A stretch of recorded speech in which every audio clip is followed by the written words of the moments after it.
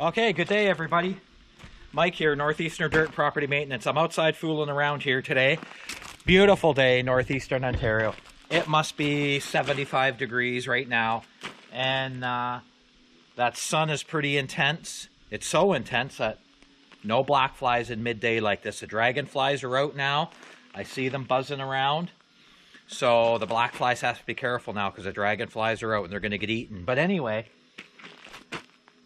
I'm going to cut some firewood right here, but this is just bonfire wood, and I'm not burning the good wood out of the woodshed.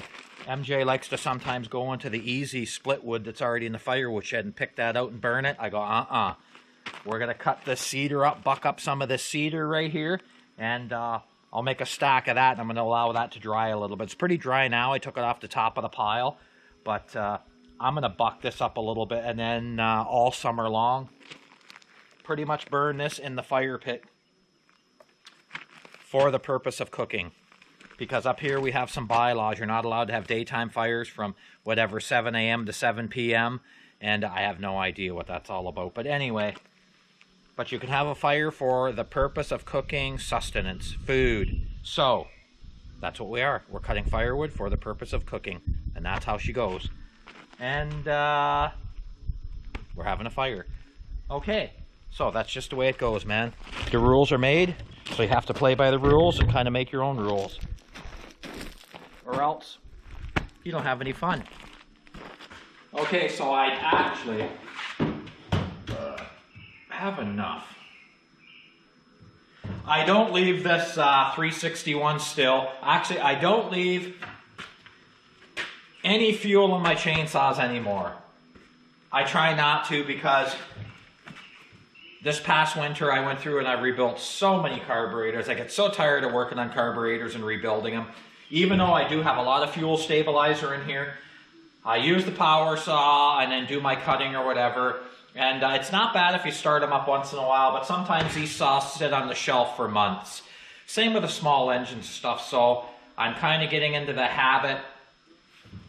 Other than things like the plate tamper back there, and the seasonal tools, I won't take the fuel out of them. But anything that's going to sit for months, I'm tending more to take the fuel right out of them. Or shut the fuel off and just run them dry, those carburetors, or drain the carbs, whatever. Because that ethanol fuel, it just wreaks havoc. And like I said, I have really good fuel stabilizer in there, and I run this all the time. I'm running this K100 all the time right there, all in one fuel treatment. This is good for ethanol right here, ethanol fuels, and that's what I've been running steady, and seems to work good. But I'm always running some sort of fuel stabilizer all the time. Nowadays you can't afford to not run a fuel stabilizer anymore, especially with these nut jobs and all the ethanol that this government wants to inject in the fuel, so whatever.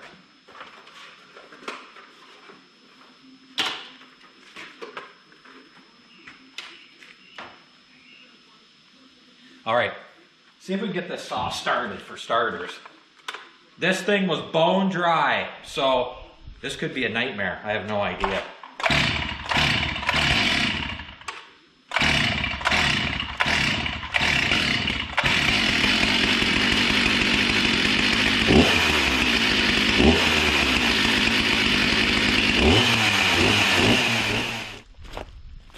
And like I said before, in this 361 Stihl, rebuilt carburetor, and like I said, new full frame, new fuel tank.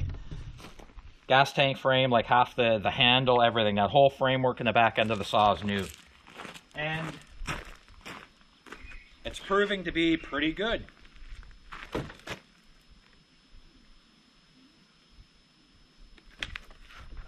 That's pretty well balanced. Okay.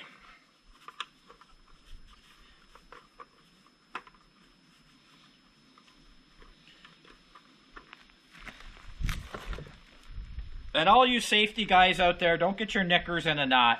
Yeah, I got shorts on.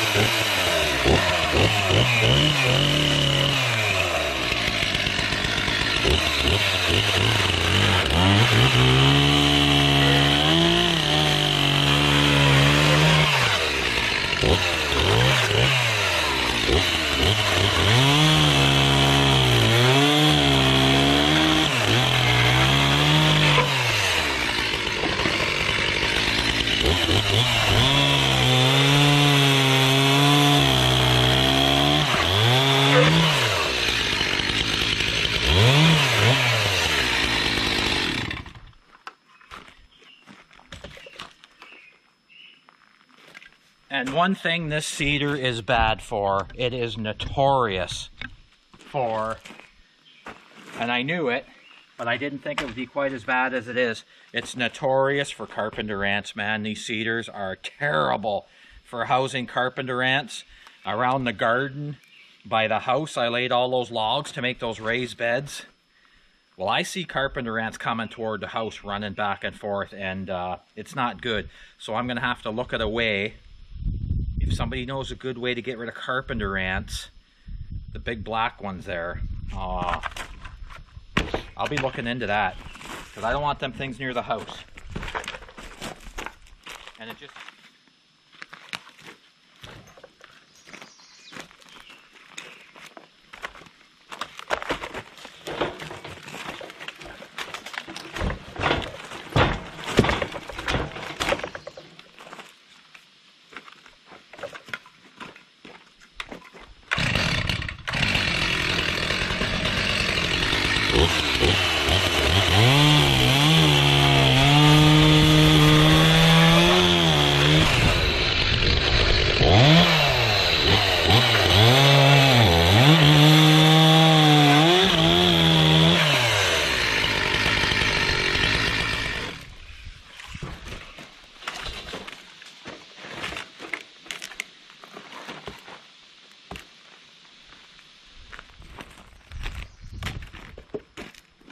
Nice to have that B26 around, man. That thing's got some serious lifting power. I am thoroughly impressed with this Kubota B26. Just a good little tractor, lots of power.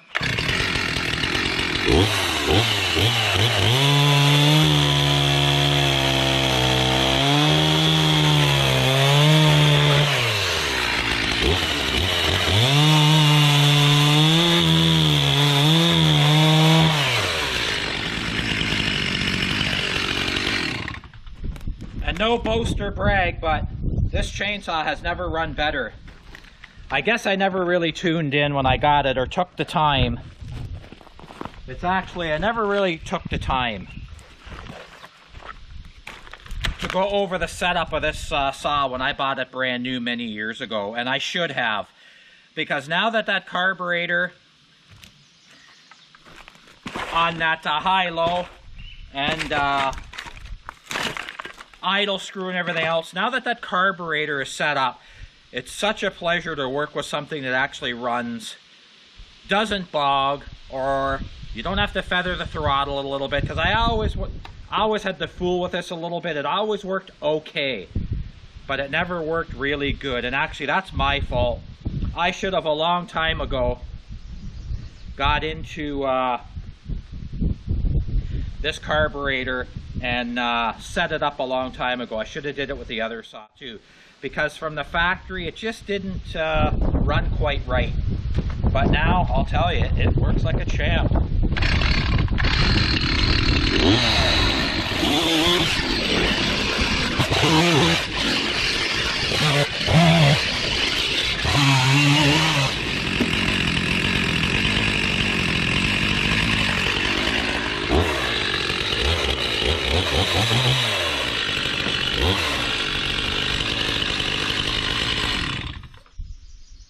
Okay. I just noticed something. Have a little look here. I could hear it in the saw chain, and shame on me. There's there's no oil left in that tank. And it was probably ran out the last time I used it, and you know what? I should have checked that oil. I just ran that thing right out of oil. And I can tell because I can feel it in the saw chain when it's revolving, it's not gliding at all, it's stopping. When I let go, so that tells me that bar and chain are starting to heat up a little bit. No oil. I should have checked that first. I just assumed there was oil in there, and there was no oil. And it didn't take long to heat up that bar. See what happens when you assume? Anyway, I got some clean flow oil here. I bought a bunch of this years ago, and this is the heavy stuff for summertime. That was kind of foolish. Well, it wasn't kind of foolish, it was foolish. I should have checked that oil.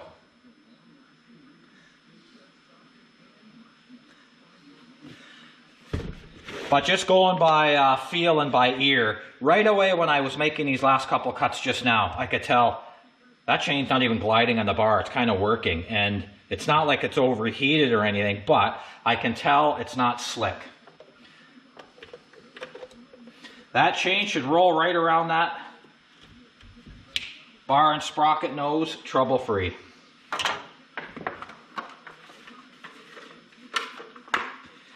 All right, let's go back out there and do a little bit of cutting now that there's oil in the saw.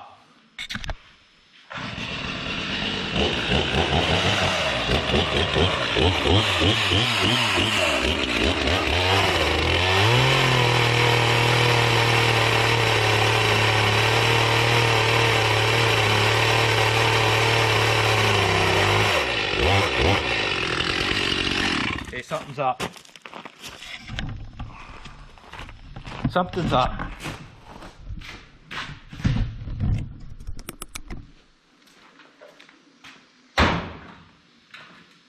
I can tell something is not quite right. Yes, I did run her down on oil a little bit, but you know what? Let's try this first. Because the last thing you want to do is burn up your bar, burn up an expensive chain. So let's paste a little bit of oil on this thing. We'll give this a shot of oil.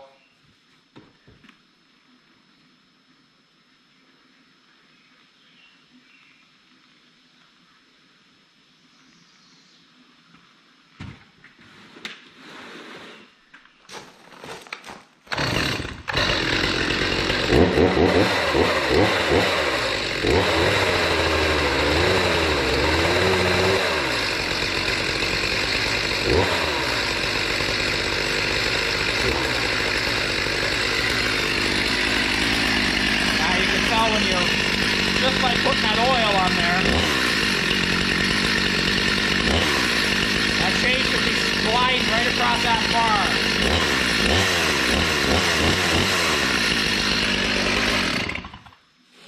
Now I'll do a couple cuts, and hopefully the oil will start pulling from the tank a little bit, and we can go. I don't know about you guys, but I don't always use saw chain oil on my saws. I'll run anything in them. I'll run SAE 30, engine oil in them, whatever. It doesn't matter to me. I'll pour motor oil in these things.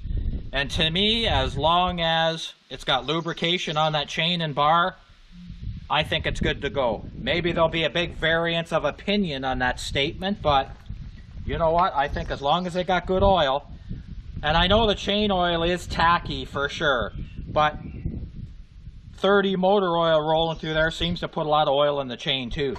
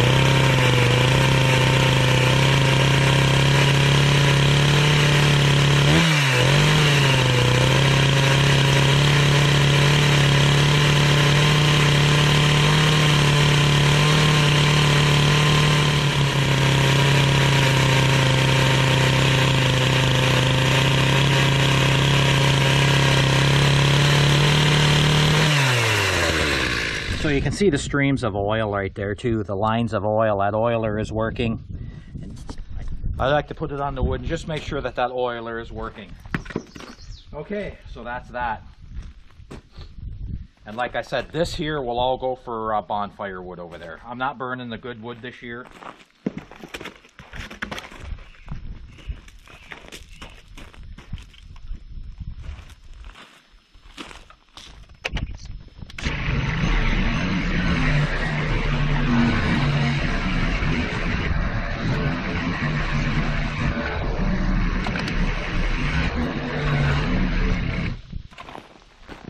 And like I said earlier, the weather's fairly warm now, so it works out good.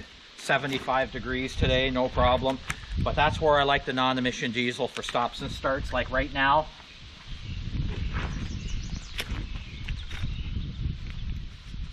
I use it off and on all day for small jobs today, fooling around outside.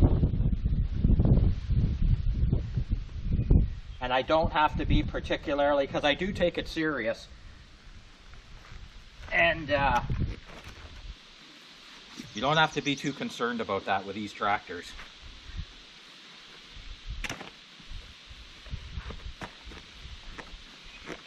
Not as serious anyway.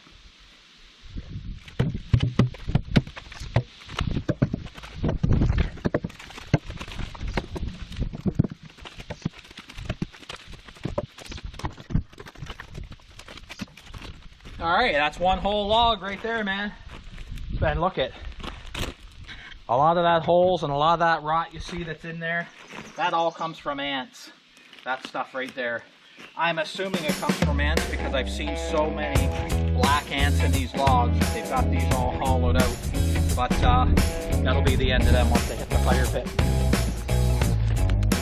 Alright, so that's what I'm into today. Just outside fooling around here in front of the shop, bucking up a little bit of this dry cedar and splitting up some bonfire wood.